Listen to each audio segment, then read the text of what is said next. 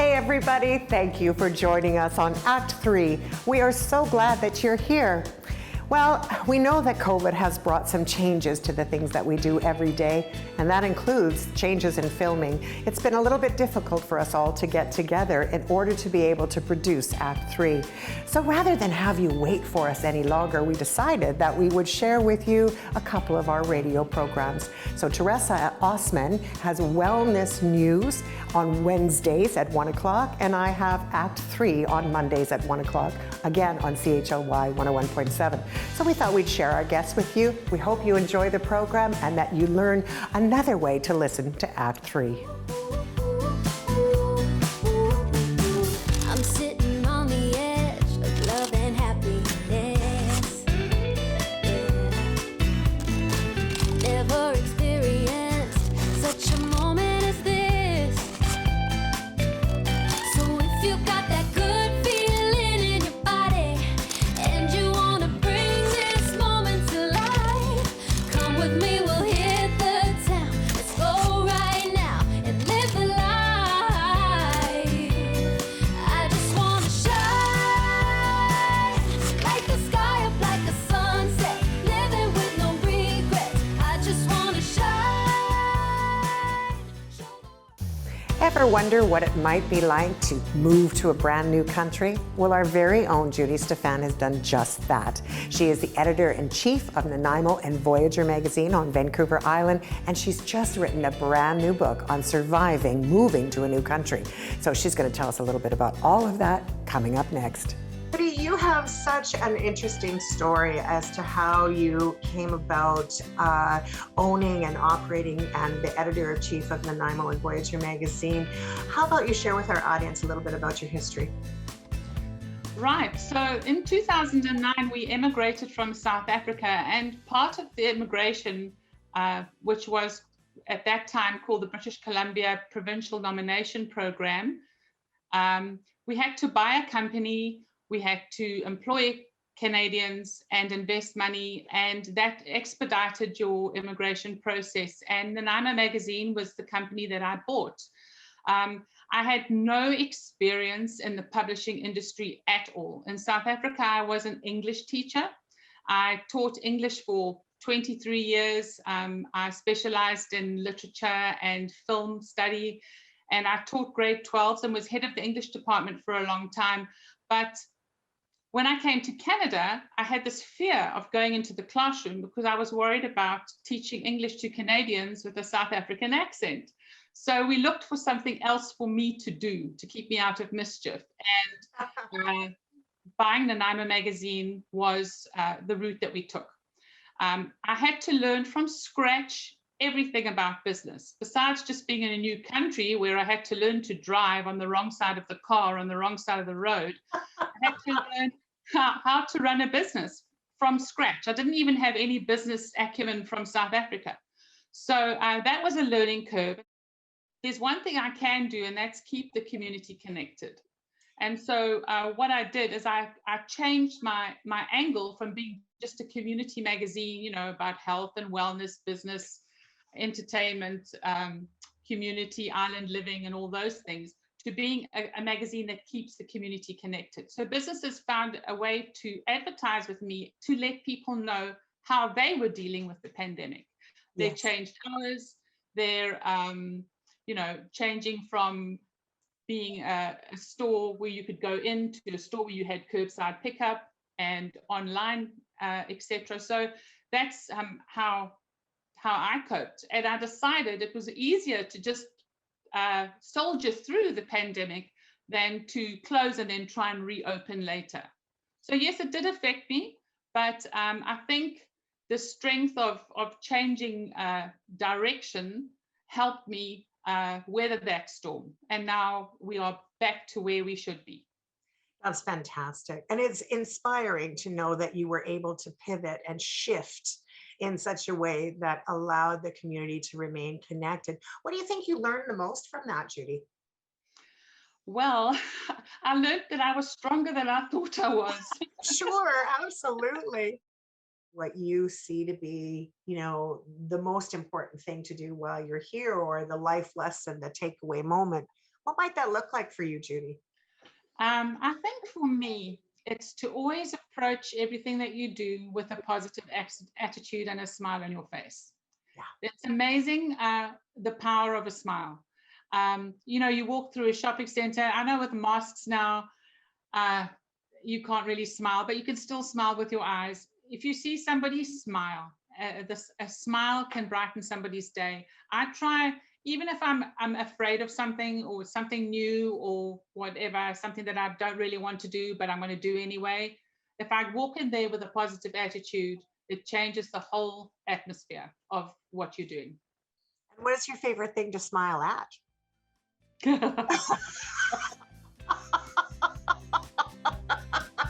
Okay, I won't go down that road. I don't know. It depends. Housing all over can be a problem, especially for seniors. Recently, Teresa Osman sat down with Donna Burdock, and she is with Stevenson Place Independent Living Home, and she's going to talk to us about some options that may be available for older adults in our communities. There are a lot of people, they start getting a little up in age. Maybe they're in their 70s, early 80s, and things are getting a little bit more difficult at home. When do you suggest that they should start the search for their next home? Well, I think for most people, it is when house maintenance begins to be a real chore. They can't do the things they used to do, and they end up paying a lot of different people to do those things for them.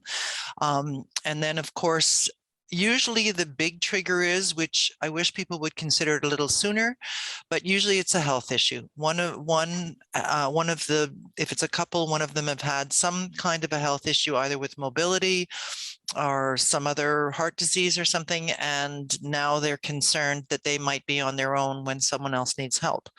So better to start looking when you're realizing that house maintenance is getting to be too much, and having home support is maybe not ideal for you, especially if your home has stairs, lots of stairs, and you never thought about that 40 years ago, but now you realize there's hazards around every corner.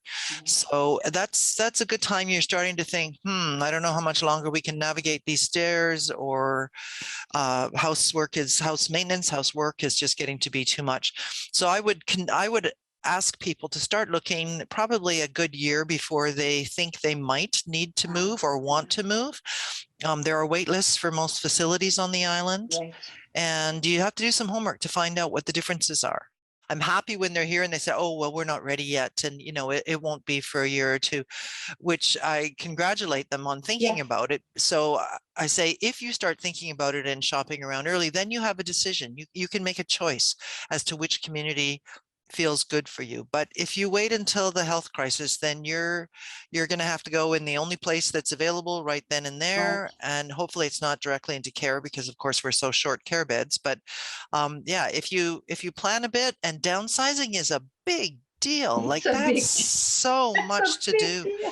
And it doesn't get any easier as you age, so the sooner the better in that way. But as you sort of look around the communities, like our community was built thinking that people would move here after 65 and move in, buy a condo, come and have dinner. Well, that's not happening. No one's leaving home at 65 unless they have a serious health issue. It's more like 85. And so some of those 85-year-olds' health issues sneak up on them really quickly, and they don't get to stay in independent living for very long. So if you're able to afford it and you're looking for a community to make your life a little bit easier, then definitely start looking sooner rather than later. As that baby boomer bump gets older, there's going to be more facilities, going to be more opportunities. I think for us, by the time I get there, I'm at the tail end of the baby boomers. Yeah. But planning ahead, it's just so important, and get informed. That's important. And also, word of mouth is by far the most important, where if you're from the community and other seniors in the community through your church, through your card groups, through your, whatever family relations, but talking and asking about, have you guys ever heard of this place, or have you heard of that place? And I think I'm ready to go check it out. I'd like to see what that's about. And so then making a phone call, because usually you have to set up a tour, especially with COVID. People are limiting the amount of generic tours or tours they're doing for everybody's safety, of course. So yeah, you don't want to leave it to the last minute. I mean, I get quite a few calls where my mom's coming from Saskatchewan and can she see the place because she's only here for a week or whatever. So we will do whatever we can to allow those people to get a feel for what we're about, because we know it might not be in another 6 months, or with COVID even more, that they'll be back. So and of course that allows the children, the adults to see, they're a big part of the influence of where their parents are going to live. So it allows them to come and see what it's all about as well. Well, that's great. I'm so glad that you joined us today, Donna, and just to provide a little bit of more information, a little bit of more insight about seniors communities. We sure hope you're enjoying the program so far. Next up, I'm talking to a rather interesting gal. She is her own self-proclaimed witch. Yep, you heard me. The same kind of witch we may have watched on the beloved program Bewitched, but in real life. She actually is a tarot reader and works with crystals for healing, and she's really quite interesting. I have been doing intuitive readings for 25 years. And so I use the tarot, but it's very much about getting to the heart of what's going on for people, getting to the issues. And I really believe in giving them tools. And I really believe that everyone has amazing intuition. It's just learning how to trust it. So that's kind of what I feel like my mission is to help everybody else find their own light and to do it as gracefully as possible. And then I'm also a practicing witch. And so I like to, I have taught classes. I have our own little mini coven. We call ourselves suburban witches. So really it's just like kitchen magic and, sitting around the table and, doing blessings for people. It's fairly light, but it's learning to live in rhythm with our environment too. When I think about magic, I guess there's a connotation that goes with magic. People are talking about spells and, a lot of the dark side of things, but in actual fact, that isn't the case. Could you sort of explore with us a little bit about what you mean by, performing spells or yeah. A spell is simply an intention. The spell is actually a prayer. Now, and don't get me wrong, there are people out there that are certainly doing not great spells, and so to me, I guess if we had to classify it, we only use white magic or sympathetic magic. It's to help clear negativity. It's for protection. So to me, one of my favorite spells is literally just planting a seed. I think that's the most powerful thing you can do. The one most powerful spells you can do is writing down a wish or a prayer. Because it's just, spells they're a ritual and they're to kind of boost our psyche. So if you do something that feels like it's going to work, if you're adding magic and intention, you're more likely to believe it's going to work. I've never seen so many people also open to alternative means of healing. They want to understand their emotional patterns. They want to understand the energy. They want to understand their past life issues. So I would say that's the one thing that this pandemic has really opened up is people are like, okay, I need some help here and I'm going to find it anywhere. I'm really glad that you said that because I think that you're bang on. I think we have an unprecedented opportunity to look at the way that we heal ourselves and how we are contained in this vessel we call our body. And so I know for myself and for many people who listen to the program or, have watched the program on CHLY, we know that I've been unwell for a few years. I have a very chronic autoimmune disease that has been, when it's asleep, it's blessed. When it's awake, it's soul destroying. I know that many of our people have watched the program and they've seen my face literally look like a gigantic pumpkin with 2 slits for eyes and, and just a slit across the mouth for a mouth. Because pharmaceuticals can do that to you. They can really mess you up. And what I saw in my own recovery over the last couple of years is how many people like me who had autoimmune diseases who decided that they would look into metaphysical healing practices, that they would look into more than just meditation, but look into crystals, look into stone therapy, look into, oh my gosh, I can't even believe how many different forms of therapy that there are available for people now for watching that are complementary to Western medicine, but are really coming back from Eastern belief systems. Yeah. When people come to you, are they looking for healing most of the time? Are they looking for answers? What do you think that people are driving to? What are they looking for? Honestly, I would say probably 80-90% of what I do is helping people calm their fears. So they're looking for reassurance. And I rarely tell people what they don't already know. Most people are like, I knew that. I just needed you to confirm it, you know? And so I feel, I mean, without a doubt, some people are freaked about their health, or they're freaked about their issues or their mental health. And so ultimately under the umbrella of wanting healing, but I feel like most often it's just about reassurance. It's just about help me calm the fear, because that's sort of what I'm known for, is let's get rid of the fear, and then the positivity and the amazingness comes flowing out of you. So does that make sense? It makes such perfect sense to me, because I think we all need to be validated, right? There's times in our lives when we're much more insecure than we want to admit. And so to have somebody else say, well, XYZ, XYZ, and to feel supported in some way. First and foremost, it's about practicing extreme self-care right now. That's really important, is, again, disengage from the panic and do whatever helps cultivate joy in you, because we're meant to have joy. We're meant to experience that. And so if you can find a way to do that, even for a quick minute in your day, disengage, get grounded, take a big deep breath, and kind of tune in and ask your own heart, what do I want? Start listening to your own, again, inner rhythm.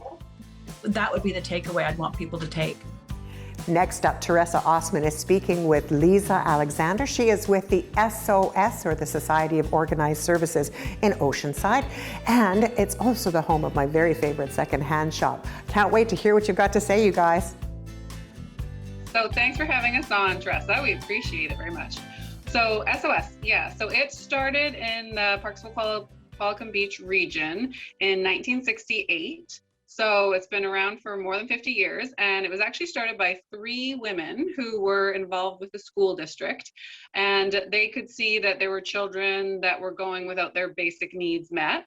And they were also worried that there were some seniors in the area that weren't didn't have all their basic necessities. So they got their friends and their neighbors together, and they used their time and their expertise, and they just started to address those needs. And that's so amazing. That's amazing. A grassroots kind of a neighborhood initiative like that. Yeah, and actually our founding member, Edith Chamberlain, we have one surviving founding member, and she told us in those early days, people on the streets would sort of run the other way when they saw them coming, because they would grab anyone they knew. Yeah, you can make eye contact, that's it, right? Eye contact, then that's it, you're committed. Yeah, and so they just started to run these programs and get more and more volunteers over the years. And so it started really with the medical appointment transportation service, which it's on hold right now, but we still have that program. So getting people to their doctor's appointments and that kind of thing. And then shortly after, they started the Christmas program that year. And then they were doing a lot of household help for seniors, going into their homes and helping them out with fixing things and that sort of thing. And then it's just grown over the years, and SOS still, our programs really change with the changing needs of the community. So the programs continue to change. They started to see the needs all over the place, and the programs have just grown. And then now, so we offer programs for child, youth, and family still, but we offer programs for adults, lots of programs for seniors, programs for all ages. And you are a nonprofit organization or a charity? What are you considered? Yeah, we're a nonprofit charity. That's right. And so how do you raise the funds? Where do you get most of the funding for the programs? Right. So in those early days, the founding members realized that they needed a secure funding base and they didn't want to rely on government funding. So that's why they opened the thrift shop. So the thrift shop has been in operation. It opened in 1969, so the next year after they opened, and it's moved around the community a number of times. And in our current location now, which is just kitty corner from our Community Services Center here in Parksville, and it's been there since 2003, and so it's 18,000 square feet. I'm sure you've been to the thrift shop. Yes, oh yes, I think everybody's been there. I moved to the island not quite 10 years ago, and that's SOS, that's the place to go. That's the thrift store to go here on the island. That's the place. Everybody's told me that. Yeah, and so that has been historically where we would get the majority of our funding. In fact, it was up to and over 80% up until COVID happened, and then of course we had to close the thrift shop when the lockdown happened. How long did you close for? So we were closed for 3 months. We were closed from mid-March to mid-June. So that was a really scary time because all of a sudden we didn't have our main source of funding and people still needed our services. So it yeah, was a scary time for a lot. I mean, for a lot of the nonprofits, the charities, businesses. Yeah. We actually have a book that we had written for our 50th anniversary that just came out in 2019, and it's the story of SOS. And so it features our founding member and some of her stories, and just really tells the story about how SOS started and how it grew to become the heart of the community. And it's just, there's so many stories within stories in there, and it's really a fantastic read. And that's available at our thrift shop and at our Community Services Center. Well, I hope you've enjoyed our show so far. We have one final guest today on this episode. Her name is Sharon Spivak, and the last that we saw her, she was actually in our first episode of Act 3. And we were so welcomed by having her around us, and she brought so much light and energy to our conversation that I decided that I would have another discussion with her on the radio show.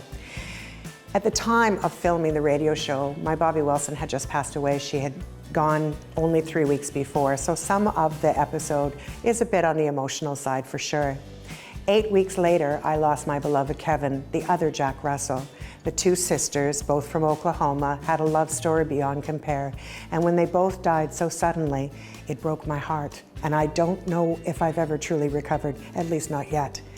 Sharon Spivak helped me through that process in such a beautiful way that I became the, ambassador, I guess, right now for Elder Dog and all the good things that they do, at least in our community anyway, and have become a full-fledged volunteer for Elder Dog.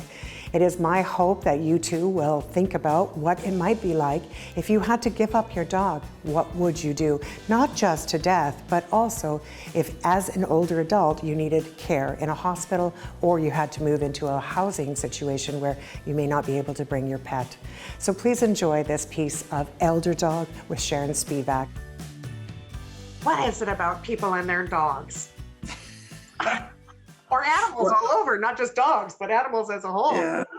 Yeah. Well, I think dogs are pretty special, but pets in general, and certainly, so much has been written about just the uniqueness of that bond. But I think they touch a part of our soul that no other relationship really can trigger. It's just somebody who hasn't experienced that. I think there really is a part of them that isn't awake to that level of unconditional love and loyalty, just phenomenal loyalty. And that's not to diminish other kinds of love in our life, love of a spouse, love of a mother, love of a child. But I think there is something very unique about the love that we experience around our pets and in particular canine. Elder Dogs is an organization that really does support older adults to stay in their homes and have supports to look after their animals. Can you tell us a little bit about what Elder Dogs is and does? Well, Elder Dog is a nonprofit organization and it's nationwide. So it's called Elder Dog Canada, but of course it has branches all over.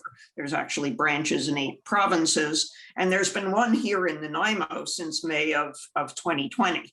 And Elder Dogs is a nonprofit organization whose volunteers are just dedicated to making sure that the bond between seniors and their pets can continue in the future, can remain, a loving family within the home. And they do that by supporting seniors and providing assistance with whatever they need in order to continue to take care of their dog. So whether it's assistance walking the dog, picking up pet food, transporting the dog to the vet, temporary foster care if the owner has to go into hospital, any service that's required, we will provide it with a view to just maintaining the family together. And a layer to it that people often don't appreciate is that many seniors don't want to ask for help because the response that they get, say if they call their children or a neighbor and say, look, I have to go into hospital for this procedure. Could you please take my dog for 2 or 3 nights? The response they'll get is, well, you see, I told you, you should have given him up for adoption a long time ago. Mom, you can't take care of him anymore, your health. And so they know if they reach out for help, the response they get is quite critical or judgmental. It's used as proof that you're no longer capable of providing a loving home, when in fact, they are capable of providing a loving home 360 days a year. And all they need is some support for the other time. And so that's where Elder Dog can step in and say, don't worry about it. We're not judging you. We want to keep you as a family. We're not telling you to give up the dog. We're saying, what can we do to make sure that the relationship continues to work for you and for your pet? I think it's that if we want to be a welcoming, supportive community to seniors, that we have to view their animal companions as an essential part of their lives. We just have to change our mindset, and it's not, let's get rid of the TV, Mom, or the microwave is confusing you, let's unplug it, or you're going to burn yourself on the stove. This is not a relationship that can be unplugged. This is not a relationship that can be removed. We have to view this as an essential part of seniors' well-being and put in place everything that's necessary to support that ongoing bond. Well, that does it for this episode. Sure hope you enjoyed yourself. I know I enjoyed putting it all together with our great team of volunteers and support people, Doug Toom, Teresa Osman, and the rest of our crew. Thanks so very, very much for tuning in. And by the way, COVID isn't over. So if you can, where you can at all times, remember to wear your mask, wash your hands, and take care of each other. We'll see you next time on Act 3. I'm feeling